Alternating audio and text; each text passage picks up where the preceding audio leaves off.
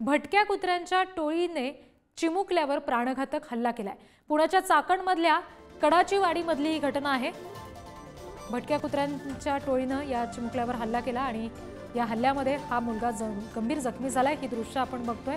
चिमुकला खेळत होता, अगदी रस्त्यावरून सहज चालताना आपल्याला तो पाहायला मिळतोय आणि तेव्हा अचानक मागून आलेली ही 5-6 कुत्री आहेत, ज्यांनी त्याच्यावर हल्ला केला। त्यांना वाचवण्यासाठी आलेली ही महिला आणि इतर काही जण आपण बघतोय दृश्यांमध्ये, ज्यांनी कुत्र्यांवर दगडफेक केल्यानंतर त्या मुलाला त्यांनी सोडलंय। ही सगळी घटना सीसीटीव्ही मध्ये चित्रित झाली आहे। या सगळ्या भटक्या कुत्र्यांचा बंदोबस्त व्हावा अशी मागणी सध्या केली जाते। अत्यंत भयानक दृश्य आहे। हा मुलगा इथं आहे आणि त्याच्या अंगावर ही सगळी कुत्री धावून आल्याचं आपण बघतोय आणि या भटक्या कुत्र्यांनी या चिमुकल्यावर हल्ला केलाय। इथल्या आजूबाजूच्या नागरिकांनी हे दृश्य पाहताच लगेचच त्यांनी धाव घेतली आणि या कुत्र्यांना हटकल्यानंतर ते तिथून पळून गेले। मात्र हा मुलगा त्याच्यावर गंभीर जखमी झाला। आणखी तपशील घेणार आहोत प्रतिनिधी तुषार झरेकर यांच्याकडून। तुषार, सध्या या मुलाच्या प्रकृतीविषयीचे काय अपडेट्स आहेत आणि या भटक्या कुत्र्यांवर काही कारवाई करण्यात आली आहे का?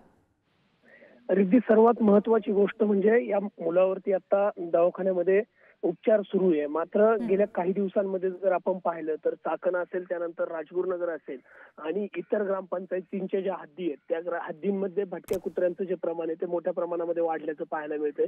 पुणे आणि पिंपरी चिंचवड शहरातील जी भटकी कुत्री आहेत ती या परिसरात आणून सोडली जातात आणि त्यामुळेच असे हल्ले एकंदरीत या भागामध्ये वाढल्याचं येथील जे नागरिक आहेत ते सांगताना पाहायला मिळतात। गेल्या काही दिवसांमधील हा जो हल्ला आहे तो 6वा ते 7वा हल्ला आहे असंही सांगितलं जातंय। त्यामुळे हे जे हल्ले आहेत ते वाढतात, यांच्यावरती आळा घालण्यासाठी प्रयत्न करावा असंही खरं तर नागरिकांचं म्हणणं आहे। मात्र प्रशासन यावरती कोणतेही तोडगा काढताना पाहायला मिळत नाहीये। या मुलावरती जर आपण पाहिलं तर भटक्या कुत्र्यांनी मोठ्या प्रमाणामध्ये हल्ला केला, त्याचा अनेक ठिकाणी चावा घेतलेला आहे। त्याच्यावरती उपचार सुरू आहे। आता त्याची प्रकृती स्थिर आहे।